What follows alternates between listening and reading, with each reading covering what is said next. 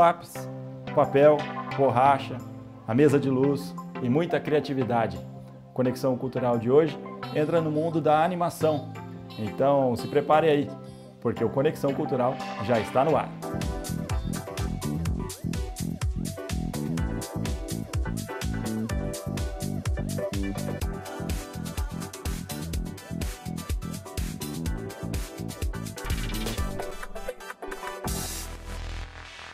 Para contar uma história, a pessoa tem que ter a sua própria história antes.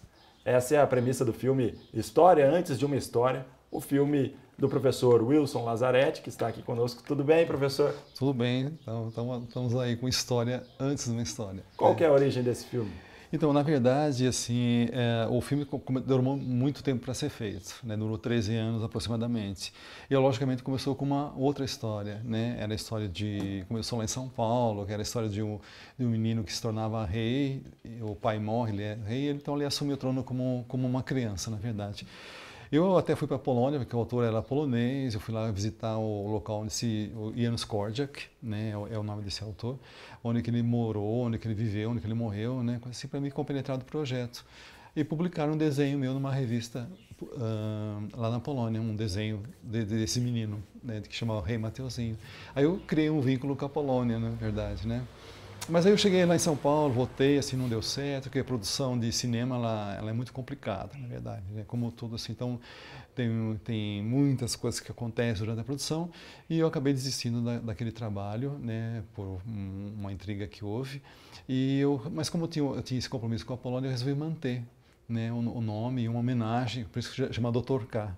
Né? K não é um nome brasileiro, né? Não é Dr. Silva, né? Mas é o Dr. K, em homenagem justamente a esse senhor, esse pedagogo polonês que morreu com as crianças num campo de concentração em Varsóvia na Segunda Guerra Mundial. E ele tinha uma vida interessante, um lido com as crianças muito assim, genial, vamos dizer assim, bem parecido com as nossas crianças índias. Né? Os índios eles têm um comportamento bem semelhante ao que esse doutor tinha feito lá na Polônia. Há um respeito muito grande pelas crianças, né, em qualquer aldeia que você vá, né? Eu trabalhei também em muitas aldeias indígenas, então eu achei que eu levei isso para o filme, né? Então aí ficou o nome. Então, você leva a sua história para a história do filme.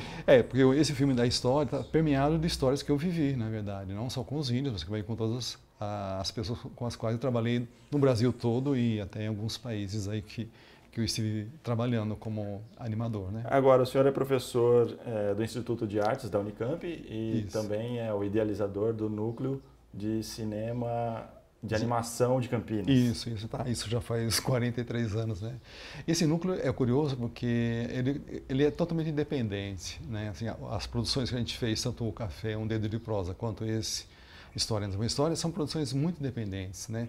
Existem os recursos das leis de incentivo à cultura, mas, sobretudo, é a gente mesmo que pagou o trabalho, né? Porque as empresas depositaram a grana para fazer uma outra oficina para as crianças deles. A gente fez, para fazer História Antes de uma História, eu fiz 250 oficinas.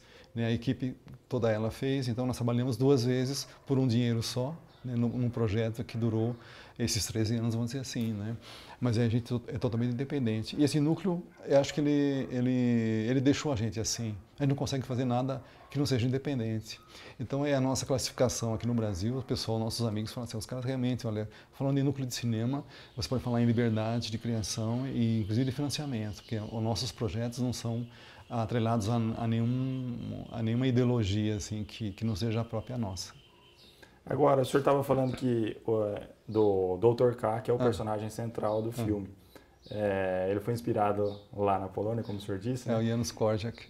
E como que ele se situa nessa história que você está querendo contar? Então, ele é um senhor, todo mundo fala, você é o Dr. K. Eu não sei se eu sou, mas assim, eu não criei nada que seja fora de mim. Né? Assim, alguém que canta não canta nada fora do que canta, entendeu? Assim, é um artista, na verdade, né? E é claro que tem muita coisa, durante o filme todo, o texto é meu, do filme, entendeu? Inclusive o texto em espanhol, tem um texto em espanhol, eu traduzi, eu tenho uns amigos que me ajudaram, coisa assim. Essa parte eu acho que assim, é bem pessoal, entendeu? Então é claro que é. Né? Assim, mas não é totalmente eu, porque o personagem teria por volta de 80 anos, uma pessoa super sábia, Ele cria, a partir do nada, ele cria achando um lápis e um papel, ele cria os cenários, aí ele sente falta de ter animação, ele começa a já descobrir o princípio da animação, desenha os personagens, né, ele caminha com esse filme, então ele vai se conflitando. Porque a história precisa de tempo, a história precisa de linguagem, a história precisa de a narrativa, que é a própria linguagem, precisa ter o desenho em si, assim, então, e as situações em que ela ocorre, os ambientes, assim, então ele vai achando tudo isso pelo filme. E se conflita, né? Porque todo personagem que você cria tem que ter um pouco de você, como eu estou dizendo, né? É o coração do animador. Isso não sou eu que digo, né? Mas assim, se você ler o Don Quixote de Miguel de Cervantes, ele diz isso, né? Para ele o coração é a alma do artista, né? Porque é ali que se surge todas as coisas que são propriamente dele. Então o filme fala assim, expõe o processo criativo, vamos dizer assim, né? Uma forma minha, né? Uma forma de eu ver, né? E aí, claro que ele se conflita, né, com a sua própria criação, porque todo artista se conflita com a sua criação. Então, eu desenvolvi um texto baseado no Miguel de Cervantes, que o Dr. K atende um telefonema de alguém que quer interferir na história, que é o próprio Don Quixote. Então, ele fala como personagem e não como criador, né, porque o criador dele já morreu, que é o Cervantes. Então, sobrou um pouquinho ele. Então, ele dá alguns conselhos para o Dr. K de como conduzir a história. Eu achei isso legal. Assim contava aquela história. Era uma vez um senhor que costumava fazer longas caminhadas. Não se sabe exatamente de onde surgia, nem para onde ia. Partia, ia embora. Ninguém sabia exatamente a sua profissão. Talvez um biólogo, um médico, um renascentista?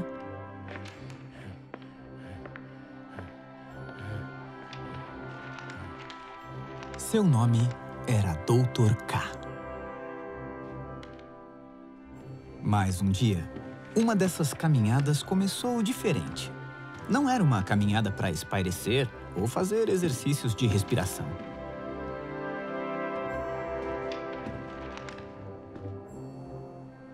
Dava para perceber que aquele seria um dia muito especial.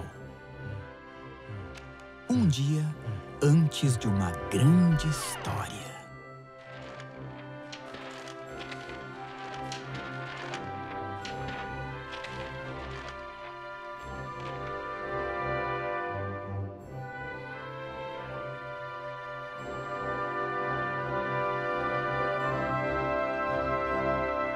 Agora, o Dr. K, ele gosta de fazer essas caminhadas porque ele está sempre com uma certa inquietação. Como é que essa inquietação move esse personagem? Então, toda criação, toda obra de arte, ela assim, uma arquitetura, tudo que você faz, né? Então, todo trabalho, vamos chamar de obra de arte, qualquer pessoa pode fazer, que tem poder criativo, parte de 7 princípios, entendeu? O primeiro é a inquietação, então é aquilo que fomenta o nosso coração, a nossa alma, então não fica lá mexendo, você precisa se expressar, né? Se você não falar, por exemplo, você vai morrer, né? Então você precisa ter a palavra, que é uma forma de se expressar, então você precisa se expressar. Essa é a primeira básica, né? Aí ele acha um lápis, que é um instrumento, né? Se você acha um violino, que agora na o segundo filme é um violino, é um instrumento musical que ele acha. Então ele vai desenvolver toda a sua filosofia para a música, assim como ele desenvolveu a filosofia para a animação nesse filme. Então o lápis, papel, então ele começa a desenhar, descobre o princípio básico, né? Depois, mas para você desenhar, você precisa ter o conhecimento, né? O conhecimento, porque a criação ela não vem do nada. Você não pode sentar embaixo de uma árvore e esperar a inspiração chegar se você não tiver nada dentro de você. Então o filme tem muito livro, né? Porque eu acho que o livro ainda é a forma básica de você receber fomentar o teu conhecimento, descobrir coisas novas, né? Assim, você girar a página é uma coisa que está ainda no nosso dia a dia, apesar dos computadores e tudo aí. Então, se você passar o dedinho assim é diferente do que você virar uma página, né? Vai procurar uma palavra no dicionário, por exemplo, né? Ela fica na tua cabeça até você achar. Por aí você clica no WhatsApp, lá, sei lá, no celular, já vem a palavra pronta. Então ela fica muito mais difícil você gravar. Então, não te dá a experiência, não te dá o caminho. Eu falei para você, toda arte precisa de um caminho. Né? Esse caminho de você pegar, ir lá na estante, tirar o dicionário, folhear as páginas e achar, é um caminho que você está utilizando isso como uma forma básica de você assim, trilhar o seu caminho. Né? Então, isso que é fundamental. Depois do conhecimento, você tem a ideia. Né? Então, da ideia nasce assim. Agora, a ideia, para ser expressa, precisa de uma linguagem. Né? Então, se você que é jornalista, você utiliza a notícia para fazer, você coloca ela de uma forma para as pessoas entenderem o que você está querendo dizer, né? Com a notícia. E depois da linguagem, você tem a obra em si. Né? Você constrói a obra. Né? Pode ser um desenho animado, um filme, um livro, uma ponte, um prédio, um edifício, qualquer coisa, ou uma música. E depois aí você precisa ter uma coisa que é muito importante, é a reflexão sobre aquilo que você faz. Não pode se deixar na gaveta. Né? Aquilo nunca vai ser uma obra de arte se a gente não conhecesse a Mona Lisa. Também não acho uma obra de arte, mas enfim, está lá com a sua família, né? Está lá no museuzinho de Paris, assim, quietinha. Mas aí, então, aí você tem as 7 fases, porque aí você precisa das 7 fases para fazer uma outra, entendeu? Então, é como se fosse uma espiral que vai criar. Então, a inquietação, o instrumento, o conhecimento, a ideia, a linguagem, a obra em si e a reflexão sobre a obra. Só tem 2 coisas concretas, o instrumento e a obra. O resto é tudo abstração nossa. Então, está tudo na nossa cabeça. Então, todo esse processo de você criar e sair e ir para o papel é uma coisa que você precisa descarregar a memória. Né? Então, era isso que eu ia perguntar. Como fazer para transformar tudo isso em desenho, em animação? Então, por exemplo, nesse caso, se eu fosse músico, né, eu ia fazer compor uma ópera, sei lá, assim, ou compor uma música, e falar assim, né, mas eu não sou músico, eu sou desenhista, então uso a minha linguagem, entendeu? Assim, então, quando eu já penso em alguma coisa, eu já penso em desenho, né? Assim, então eu vou fazer esse outro, né? Então que está vindo, olha, está indo para mais falar da música, mas assim, não como músico, é como eu estou vendo música, entendeu? Como eu sinto, o que você pode dizer com a música, que é a experiência que eu adquiri com esse. Né? Espero que não demore 13 anos para poder fazer. Agora, esse aqui é um esboço do seu personagem. Então, esse é o Dr. K, na verdade, né? Então, é o último momento do filme, do novo, né? Que ele está, alguma coisa na inquietação dele chama para subir. Então, vem uma escada, essa escada é uma escada infinita, ele está subindo e aí ele começa a fazer cobranças de quem está lá em cima. Né? Você não fez tal coisa, você não fez, né? Você liberte seu filho e cante para a humanidade. Esse é o texto. Porque cantando para a humanidade você vai transformar os homens. Né? Então nós seremos irmãos, baseado na Nona Sinfonia de Beethoven. Né, que diz assim, então, eu cheguei, antes ele só subia para o céu e ia, né, ajudado pelos anjinhos, assim, não vou botar isso, coisa assim, é um filme deveras importante para eu fazer, né, então acho que ele faz um questionamento, né, não sei se ele vai, eu não vou contar o fim, tá? Mas ele faz esse questionamento lá em cima, assim, então, nessa subida, né, que está no maior esforço, ele cai, tem degrau quebrado, coisa assim, então ele está falando. Agora, eu só preciso da interpretação do ator que vai fazer, que é um senhor também. Ele tem quase 80 anos também, então ele vai fazer, ele fez outro, então nessa ele vai interpretar o texto, o músico já está compondo as músicas. Legal, então isso tudo vai se juntando, né? Então eu tenho o tempo da música, tenho o tempo do texto, da interpretação, e aí eu coloco o desenho em cima, né? Aí eu faço o contrário, eu dou o desenho, ele se interpreta em cima, então é muito em conjunto que a gente cria. E é uma produção sui generis, quer dizer, não é isso que você não encontra um filme assim, como uma história seria difícil você fazer nos Estados Unidos, por exemplo. Não é por causa de grana, é porque o processo é diferente. Né? Sei lá, ninguém consegue trabalhar assim 13 anos para fazer um trabalho. Né? Assim, bom, ou você ganha dinheiro fazendo ou você não ganha, entendeu? Então vai fazer outra coisa. Agora aqui a gente tem que sempre dar um jeitinho, fazer um driblezinho com, né, o nosso jeitinho brasileiro. Nós vamos acompanhar um trecho do filme História Antes de uma História, antes de sairmos para o intervalo. E daqui a pouco a gente volta com mais um pouco desse bate-papo com o professor Wilson Lazzaretti. Não saia daí, até já.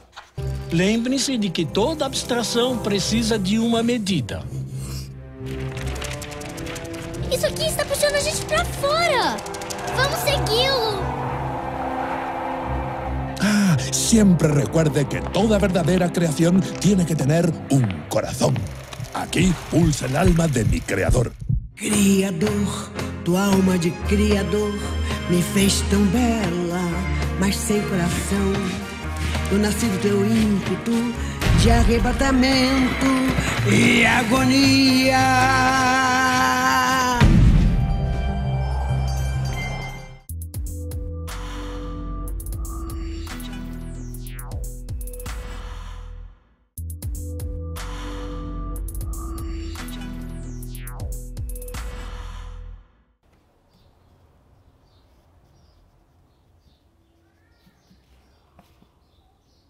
Nós estamos conversando com o professor Wilson Lazzaretti, responsável pelo filme História Antes de uma História, que é uma animação.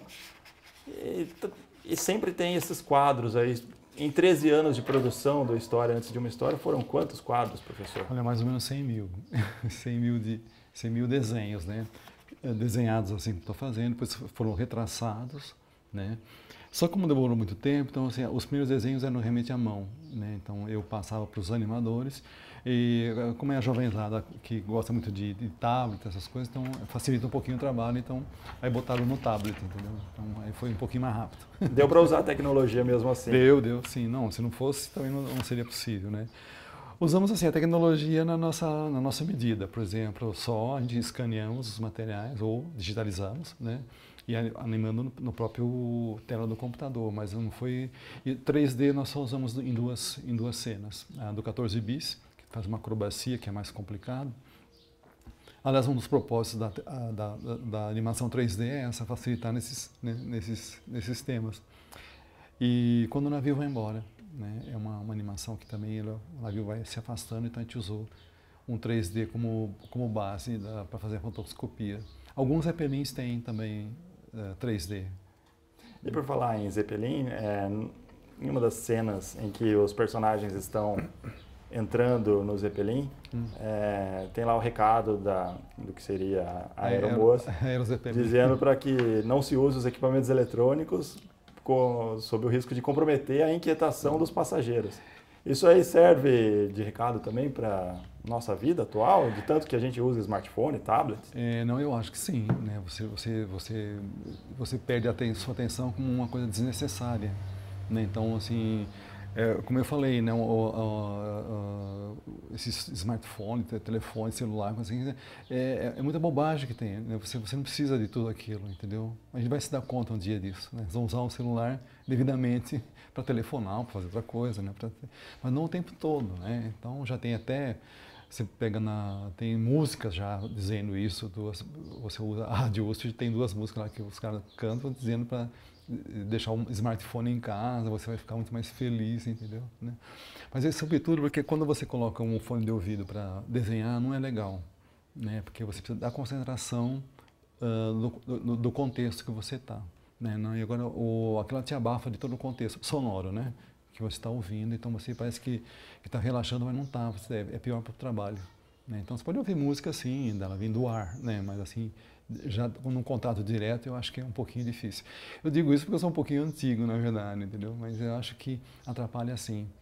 Né? Então a concentração, porque toda a concentração da criança hoje numa sala de aula, assim, veja bem, todo professor é 2/3 do tempo que ele tem para chamar a atenção, para dizer em 1/3 o que ele precisa dizer para os alunos. Né? É uma questão de segurança nacional. Assim, como é que você vai botar um exército para lutar com o país se os caras não prestam atenção entre si? Né? Então, é muito chato isso. Então, e por isso que a gente deixa de aprender muita coisa. Né? Porque o tempo gasto com a atenção é para chamar essa atenção, entendeu? E não adianta, porque a criança não vai assim. Isso, na verdade, é educação, é do berço. Né? Então, não é a professora na escola, mas sim os pais em casa que vão determinar a atenção com essas crianças. Eu citei os índios, mas eles têm isso, eles dão atenção para a criança, desde pequenininho, entendeu? Então, a criança, ela nasce como um ser muito importante na aldeia, principalmente porque vai transmitir a cultura, vai passar a língua, os costumes para a geração posterior. Né? E a gente não pensa na criança assim, a gente pensa na criança como um consumidor, né? Um cara que você vai para o supermercado, ele vai te ajudar a comprar, né? E isso é ruim para uma criança, né? Ter essa função. E o filme História Antes de uma História é uma animação, mas é uma animação para crianças? Essa é outra questão que foi levantada lá em Florianópolis. Né? Então, assim, eu estava preparando o filme e tem uma sequência só para dizer isso, que é a cena do conflito, né? Que o Dr. K, ele não sabe eles criam mais personagens para tentar resolver a história e o Dr. Cálice, ele entra num conflito. Porque ele falou, não, eu não vou fazer um filme para criança, eu vou fazer um filme porque eu tenho que fazer um filme. Isso não é para criança. Qual é a diferença que a criança sente, né, assim, em relação a vendo uma obra de arte? Nenhuma, né? Agora, a gente que sabe que a criança é um ser para aprender, né, e nós estamos aqui para ensiná-las, né? Então, quando você pode levar uma criança para um museu, museu lá da Segal, museu no MASP aqui em Campinas, você pode levar uma criança, por que não?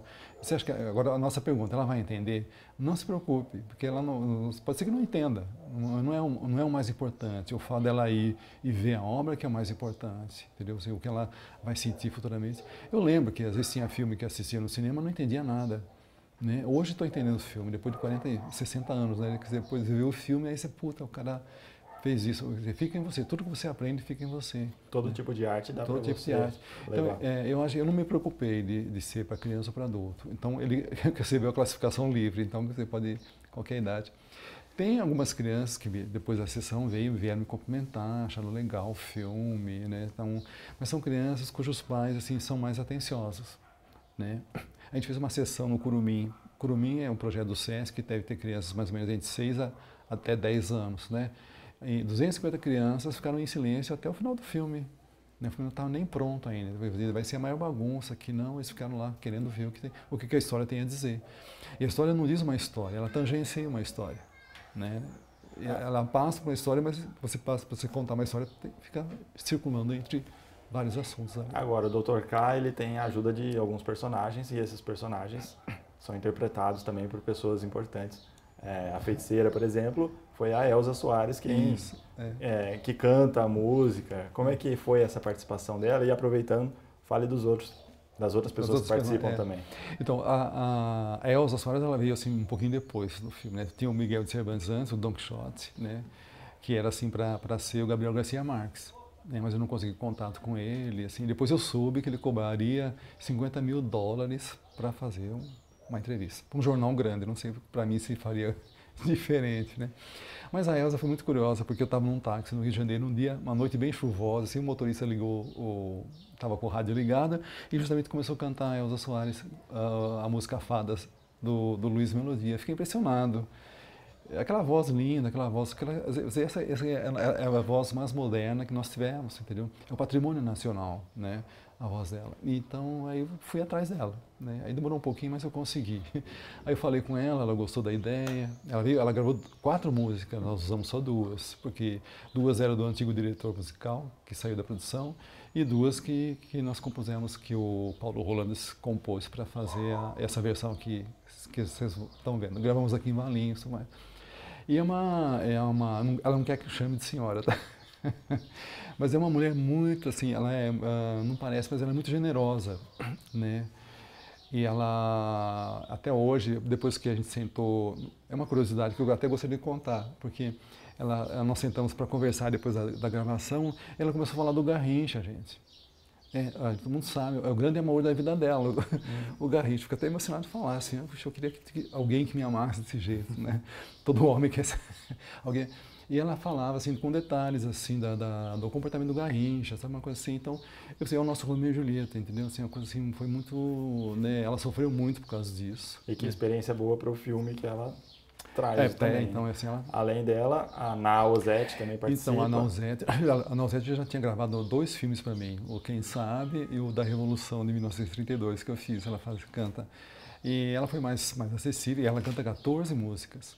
O Paulo compôs 14 músicas para ela. Né? A música é uma parte importante do filme. Então, muito importante. Muito importante, né? Porque eu gosto de música clássica, eu gosto de ópera, eu gosto daquelas coloraturas, né? Então, assim, eu achei que eu coloquei isso no filme. Porque a Adriana Giarola, também que é uma cantora lírica, ela soprano ligeira, daquelas notas agudinhas, nós colocamos uma área do Mozart no final, né? Que é o último instrumento que o Dr. K acha para fazer o filme.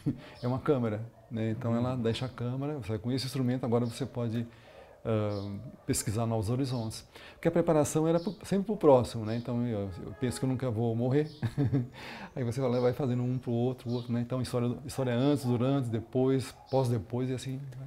Agora, essa animação, História Antes de uma História, chegou a vamos dizer, concorrer pela vaga brasileira para ser indicado para o Oscar, para concorrer ao Oscar como filme estrangeiro. Como é que o senhor recebeu essa inclusão do seu filme?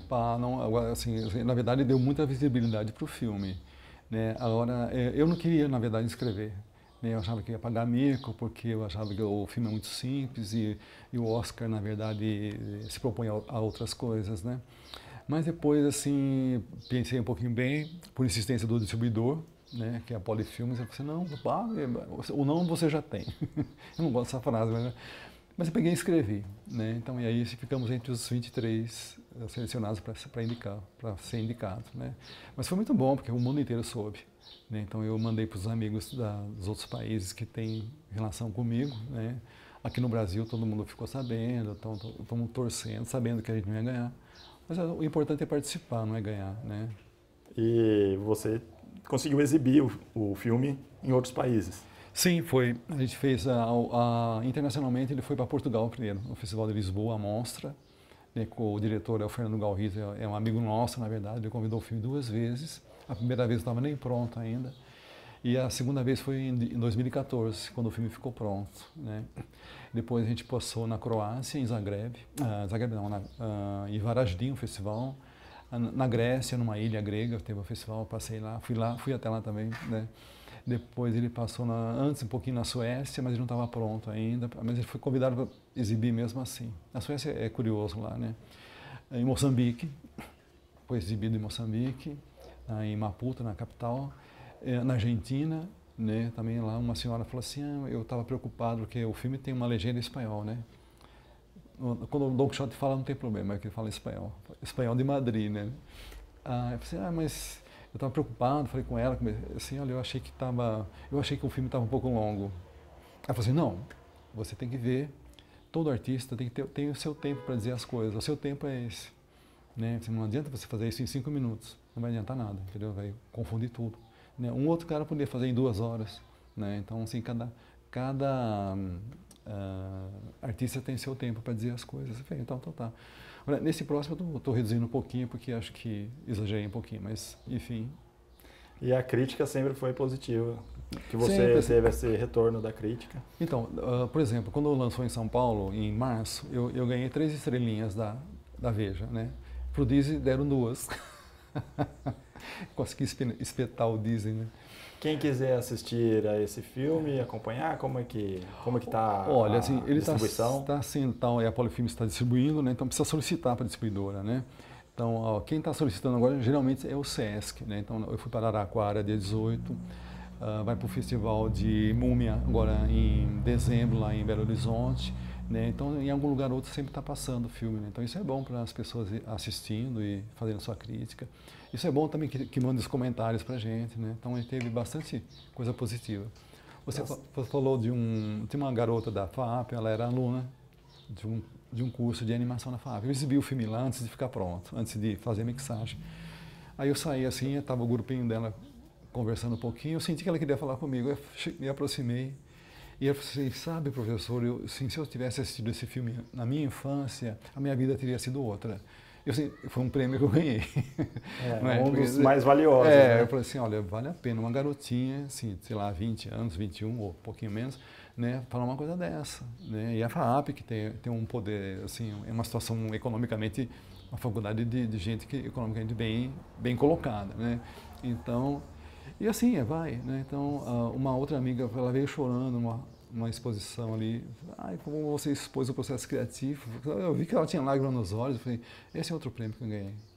Esses são os prêmios mais valiosos. Isso. Nós conversamos aqui com o professor Wilson Lazzaretti. Professor, muito obrigado por nos receber aqui no seu estúdio, na sua casa. Obrigado. Eu que agradeço, na verdade. E o Conexão Cultural fica por aqui. Na próxima semana nós voltamos. Tchau!